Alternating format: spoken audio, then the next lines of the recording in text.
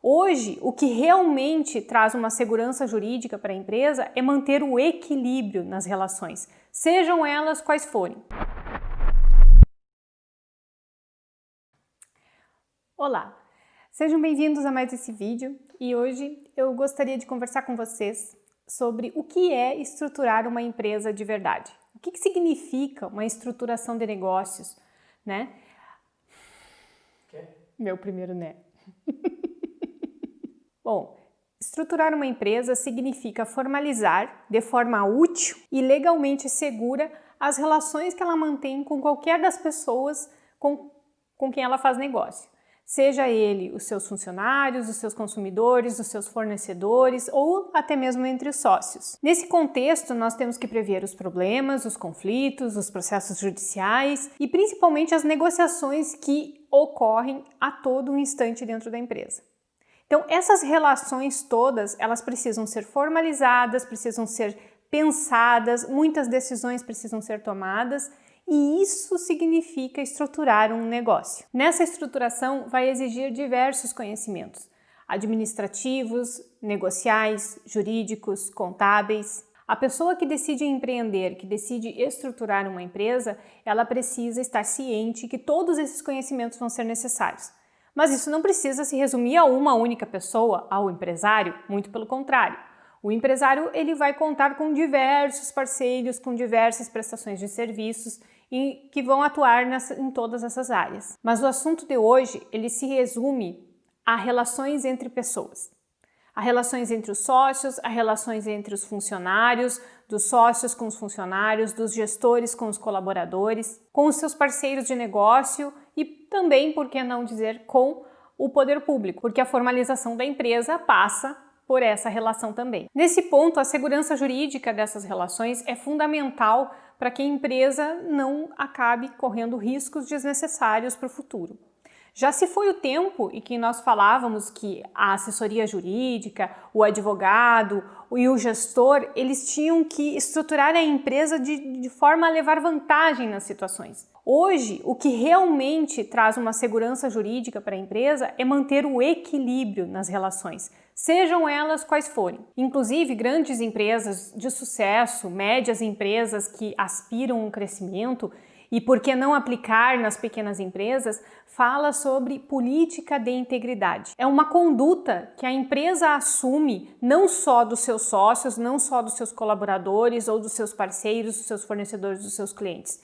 Todos agem com integridade.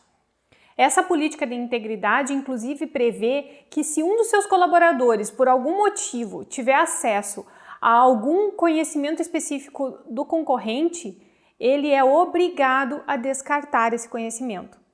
Ele é obrigado a desconsiderar. Se em alguma conversa, em alguma situação social, em algum momento, ele tiver contato com funcionários, com colaboradores do seu concorrente e a conversa se dirigir ao assunto de um conhecimento específico daquele concorrente que traria uma certa vantagem, né, para a sua empresa, ele é obrigado a se retirar dessa conversa. Isso se chama integridade. Então, as empresas hoje que aspiram a um crescimento sólido, elas sempre vão buscar um equilíbrio nas suas relações. E como que nós vamos equilibrar as relações? Nem sempre as partes envolvidas nas negociações de uma empresa, elas têm as mesmas armas, os mesmos conhecimentos, a mesma assessoria. Uma empresa grande que vai contratar um fornecedor pequeno, esse fornecedor nem sempre tem um advogado ao seu lado, um contador especializado naquele tipo de transação. Essas empresas, elas reconhecem que mesmo que a outra parte não tenha as mesmas armas, os mesmos conhecimentos, ela vai buscar o equilíbrio nessa relação, um equilíbrio contratual, um equilíbrio negocial. Então, o que se busca hoje na estruturação de um negócio é uma transparência, é um conhecimento sobre o todo que garante, com essa transparência, a segurança jurídica para todos os envolvidos. E, como diz aquele velho ditado, escada se lava de cima para baixo. Bom, o que significa isso? Que quando nós vamos estruturar uma empresa para chegar a esse nível de segurança jurídica e de equilíbrio nas suas relações, nós temos que começar pelo topo, pelos seus sócios. Uma empresa ela começa do seu contrato social. Mas o contrato social nem sempre prevê todos aqueles detalhes que são necessários para assegurarem essa transparência nas relações cotidianas, nas relações entre os sócios, né? Porque não é um requisito essencial da lei que muitas coisas estejam nesse contrato social, ou nem se cabe ao contrato social falar sobre muitas coisas. Então, o que a gente costuma fazer? Costuma fazer um acordo de sócios, um acordo de cotistas, enfim, depende da estrutura legal da empresa. Mas, enfim, esse documento, ele visa garantir uma transparência entre os sócios, da relação entre os sócios. E isso vai formar a base de uma empresa. Porque as relações entre os sócios, ela vai se refletir nas relações entre os seus colaboradores, nas relações entre os sócios e os colaboradores, nas relações entre os sócios e os consumidores dessa empresa. Se lá na nascente, lá na relação entre os sócios, houver um vício, houver uma disputa, houver uma desconfiança, houver um engodo, algo que não ficou bem explicado, que não ficou bem claro, não necessariamente um erro, mas que tenha aquele clima, né, de desconfiança, esse clima ele vai se refletir em todas as relações da empresa. Então, se nós vamos estruturar uma empresa, nós temos que começar pelo seu proprietário, pelos seus sócios, pelos seus donos, pelos seus gestores, harmonizando as relações entre eles, formalizando, deixando tudo às claras, né? Isso vai se refletir em todos os outros níveis de relação da empresa. Por exemplo, o que seria um acordo de sócios no caso de um restaurante? Seja ele grande, seja ele pequeno. Bom, um restaurante geralmente tem dois sócios, aquele que sabe cozinhar e aquele que sabe administrar. Se ambos se reconhecem as suas qualidades, ambos sabem o que esperar um do outro, um vai perder noites fazendo cálculos, o outro vai perder noites criando receitas, eles se reconhecem assim, eles sabem o esforço do outro dentro da sua área, é claro que a relação vai ser tranquila. Agora, quando isso não fica claro, quando as coisas se misturam, aí vai haver disputa. Um vai sempre achar que está trabalhando mais que o outro, que merece receber mais que o outro, que merece mais lucros que o outro, né? E quando os erros acontecem, seja numa área, seja em outra área administrativa ou a específica da cozinha, lá dos seus pormenores, vai sempre deixar a culpa cair somente sobre um dos sócios. Mas se há uma sociedade, né, essa responsabilidade é de ambos, apesar de cada um ser responsável pela sua área. Então, esse acordo entre os sócios, quando formalizado, ele visa esclarecer esses pontos, ele visa deixar claro que isso não precisa acontecer, porque um sabe o que esperar do outro. E principalmente, o sócio sabe o que o outro sócio está esperando de si. E passando para o nível dos colaboradores, dos funcionários da empresa, quando a gente fala em estruturar uma empresa e falamos especificamente sobre os funcionários, sobre os colaboradores, a gente pensa logo o que a maioria das pessoas pensam: em folha de pagamento e na carga tributária. Mas será que é isso que é o mais importante numa estruturação de um negócio? E dentro de uma assessoria mais preocupada, vai se preocupar em evitar processos, evitar multas, evitar atuações do poder público. Mas será que é isso que vai garantir a segurança nessas relações? A estruturação de um negócio que realmente visa um equilíbrio entre os seus colaboradores, ele vai dar ênfase em outro aspecto sobre os funcionários. Vai se preocupar em contratar caráter e treinar habilidades.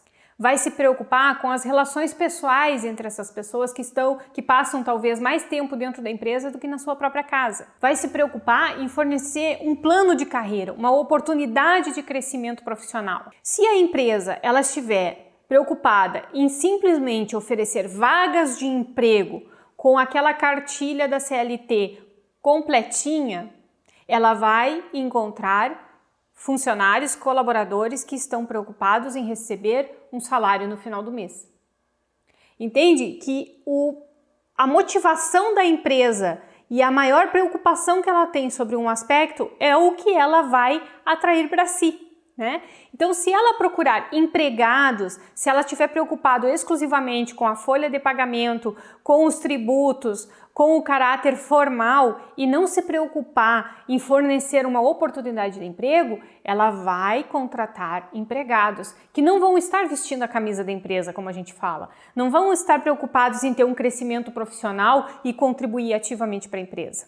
Agora, se a empresa ela se preocupa em fornecer uma oportunidade de carreira, uma oportunidade de crescimento, uma profissão para alguém, ela vai atrair pessoas que querem ser reconhecidas, que querem muito mais que um salário, querem reconhecimento, querem crescimento profissional. Nesse sentido, dentro da estruturação do negócio, que for focado nesse aspecto dos colaboradores, com esse plano de carreira, com essa oportunidade de uma profissão, de desenvolver uma atividade que realmente faça diferença, que o seu trabalho dentro da empresa faça uma diferença, que ela tenha oportunidade de crescimento, tem muito mais chance de formar uma boa equipe do que a empresa que fica formalmente buscando preencher os caráteres legais de uma contratação e que vai contratar meros empregados, pessoas desinteressadas, que querem só o valor do salário no final do mês. A empresa ela tem que se estruturar de uma forma que ela seja um imã de bons profissionais.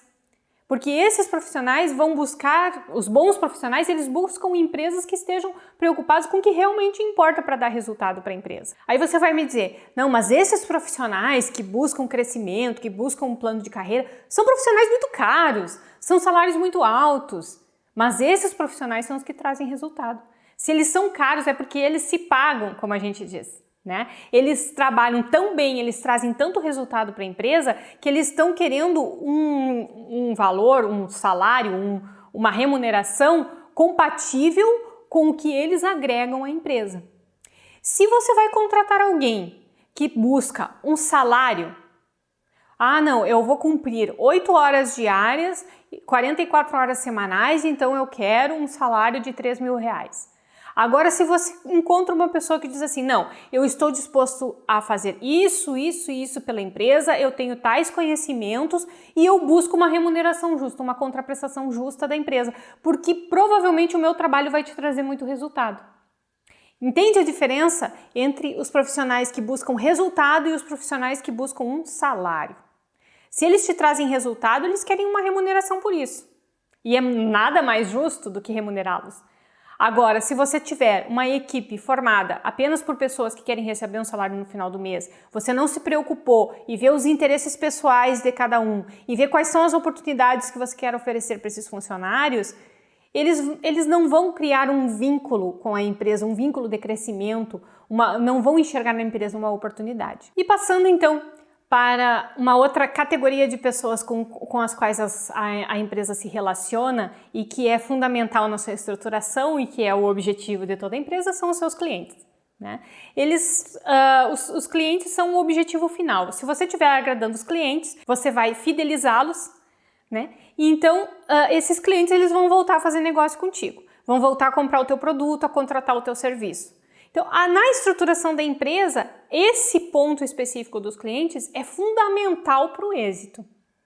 Então, Raquel, então o que a gente precisa fazer? Bom, você precisa usar o Código de Defesa do Consumidor na estruturação da empresa, para o teu cliente não usar lá no final, no pós-venda, quando ele estiver desgostoso com o produto ou o serviço que você ofereceu. Essa estruturação, utilizando o CDC, eu quero dizer no sentido de que tem que cumprir a lei, desde a propaganda do teu produto, desde do manual de instruções, da forma como deve ser utilizado, para que ele serve, a propaganda ser clara, você vender o produto para aquela pessoa que realmente está interessada em comprá-lo. E nessa propaganda, nesse anúncio ou dentro do teu site, se nós estivermos falando de vendas online, tem que estar tudo descrito.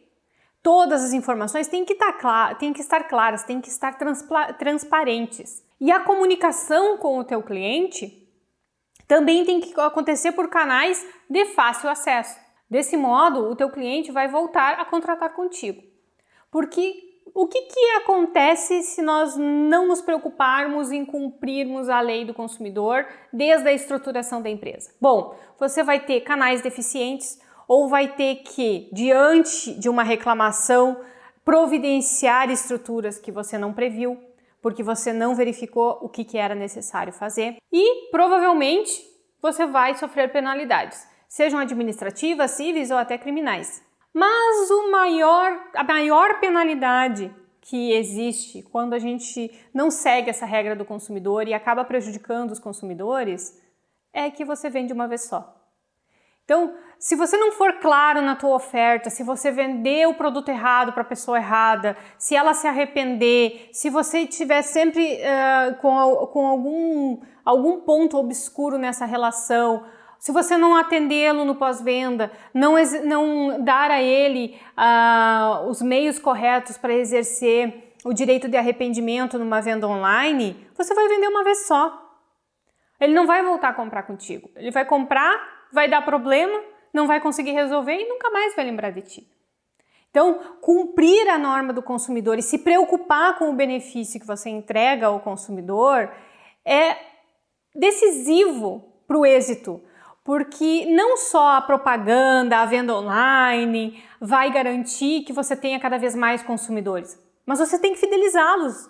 O consumidor que contratou contigo tem que voltar a contratar. Ele tem que te ter como referência naquela indústria. E se todas essas relações que a gente conversou estiverem alinhadas, estiverem de acordo com a legislação, seja a CLT, seja o CDC, seja o atendimento que não está previsto em lei, mas que é fundamental para que essas relações aconteçam de forma equilibrada, de forma transparente, as questões fiscais elas vão acabar sendo atingidas por consequência. As questões fiscais vão ficar muito mais fáceis de serem resolvidas ou de nem ter alguns problemas se você tiver um contador que te acompanhe nessa trajetória toda, nessa estruturação toda. Então esses seriam os pontos básicos da estruturação de negócios que todo empresário deveria se preocupar pessoalmente com a formalização disso tudo. Focando sempre, como eu falei e repito, na transparência e no equilíbrio das relações. Se as relações estiverem equilibradas, se as duas partes estiverem num contrato de uma forma equilibrada, numa negociação de forma equilibrada, se o contrato trabalhista acontecer de forma equilibrada, se todas as partes envolvidas saberem o todo que está acontecendo e não serem privadas de algumas informações, provavelmente muitos problemas serão evitados. Claro que os problemas evitados eles não são vistos. Então, se você contrata profissionais que fazem uma boa estruturação para o teu negócio, talvez você não valorize tanto, porque não vai estar resolvendo problemas em si, mas ele vai ser fundamental para o teu êxito. Então, cada etapa de crescimento da empresa, ela vai estar sedimentada numa boa base, numa boa estrutura, sem riscos, sem deixar nada para trás, sem deixar nenhuma brecha para trás. Porque se você se aproveitar em algum momento, seja por ganância, seja por oportunidade, ou seja até por desconhecimento, esse ponto uma hora vai voltar. Uma hora vai voltar na forma de uma multa, de um desinteresse dos teus clientes, dos teus consumidores, de uma debandada dos teus funcionários. Essa estruturação ela precisa estar sempre dinamicamente envolvendo todo mundo. Espero ter esclarecido os pontos da estruturação. Dúvidas, sugestões, deixe nos comentários que eu terei o maior prazer em responder.